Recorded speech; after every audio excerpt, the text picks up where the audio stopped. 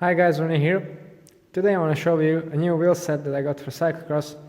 But first I want to talk about the one that I've used before. So if you watch my video, then you already know that I have used the Firecrest version of the Zipp 303s for now, and this is the tubeless disc version, so the most up-to-date one. Back then when I ordered this wheel set, there wasn't an NSW option, and the thing is that when I pre-order something, it takes usually around 8 to 10 weeks to show up. So yeah, was basically the only choice I had. I wanted to go tubeless and not tubular for practicality reasons, and only the Core 30 and the 303 were tubeless at the time. And I thought it's going to be okay, well, because most pros use 303s in tubular format on World Cup races, so a 303 is a good all-round depth, and it prevents the mud from building up on the rim because it's tall enough to do so. It also has quite a nice deflection on there, but we'll get on with this later. So yeah, this is the wheel set I've used previously. And since I set it up tubeless, I really thought that getting a spare wheel set wouldn't be necessary, as well, basically tubeless is quite immune to punctures, and if you want to change a tire for different conditions, then you can do that relatively easily, and I really didn't expect any problems. The real thing is though that in cyclocross you want to run really low pressures to get good suspension and grip with your tires, and that's the part of the problem, because if you are trying to run low pressures, then you really want tires that fit tightly on your rim so they don't burp and they still hold the air pressure very well, and that is when I have struggled a bit.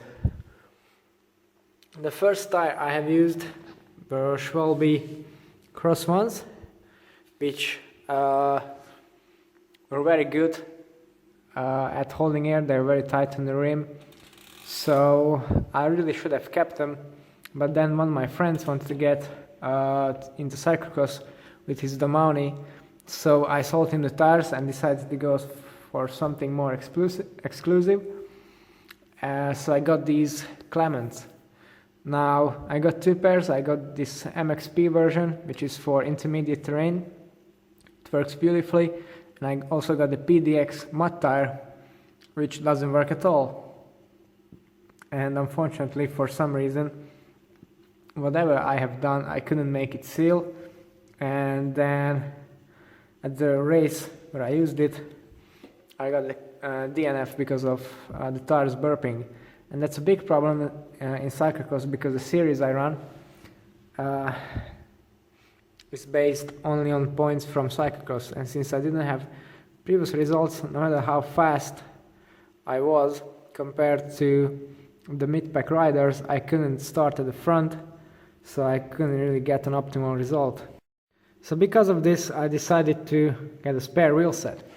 But first I wanted to get the aforementioned Core 30 or something similar, but yeah, the problem is that if I had ordered it, it would have taken me 8 to 10 weeks, and by that time the cyclocross season would be over. But then my Zipp distributor has contacted me that they have a set of 303 NSWs on their way to stock, and I could get them. So at first I hesitated a bit because they're quite expensive, but then since they are the newest crop of tubeless, very wide, very aero and disc brake specific wheels, I decided it's not going to be too bad of an investment, because they were certainly up to date and they were a bit different from my wheels, so it's a bit of an upgrade as well. So where do these wheels differ from my Firecrest models? So the first thing is the rim itself. It has a bit of a different shape and design. The dimple pattern is a bit different, and if you look at it more closely, I'm not sure you can actually see this, but the curvature is quite a bit different at the trailing edge of the rim. But other than that, the differences are quite subtle. Yeah, and it also has imprint graphics into the rim itself instead of the decals, which is a good thing because off-roading takes a bit of a toll on those very thin decals. Then the second thing they've changed are the spokes. So with the NSWs we are running J-bend spokes instead of the staple spokes on the Firecrest version. Then of course that means the hub is different as well. So the front one isn't all that exciting, it's just a different design of a hub, although it does have larger flanges and a larger or wider center point as well.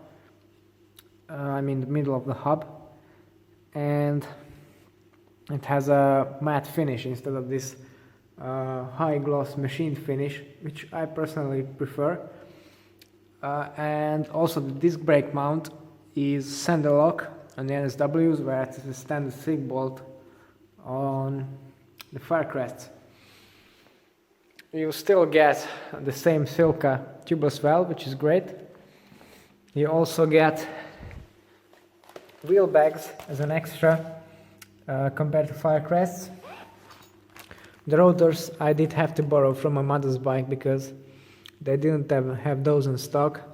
I use 140s for cyclocross because they have better modulation and you don't need all that much brake power because you're not going very fast anyway. I'm going to use an 1132 SRAM Force cassette. I really don't want to use up my red cassettes in the mud, so that's why. Then we can go to the rear hub.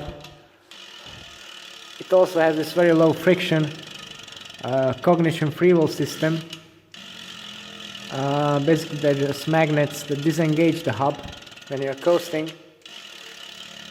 And I think that could be quite useful in cyclocross because you should be able to carry more corner speed with this.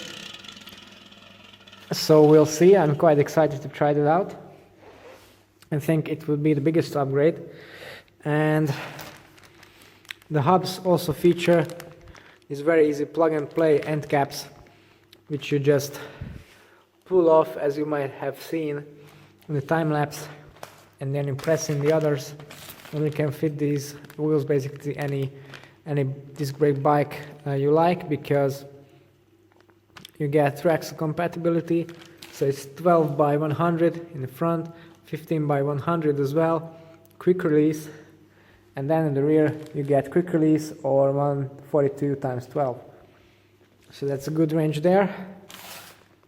As a first among the NSW wheels I have owned, I also got this Cognition oil, which is special oil for the freehub body.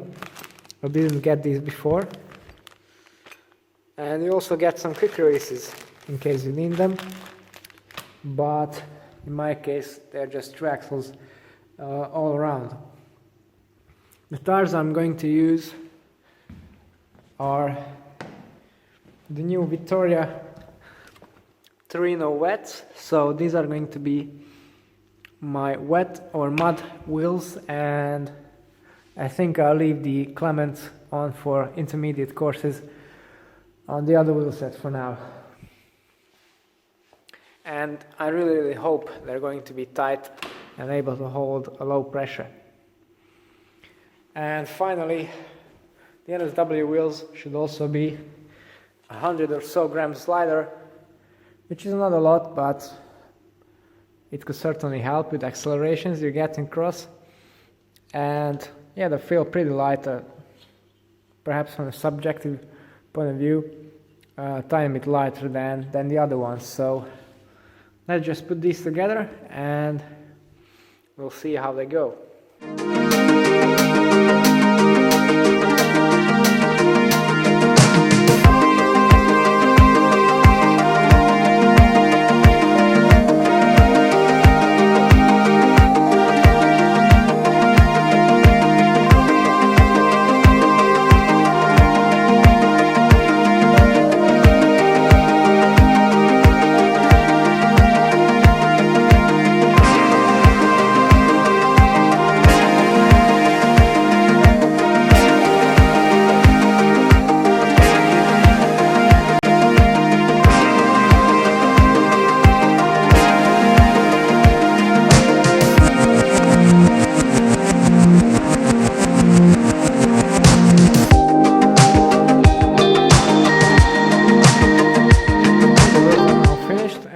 setup.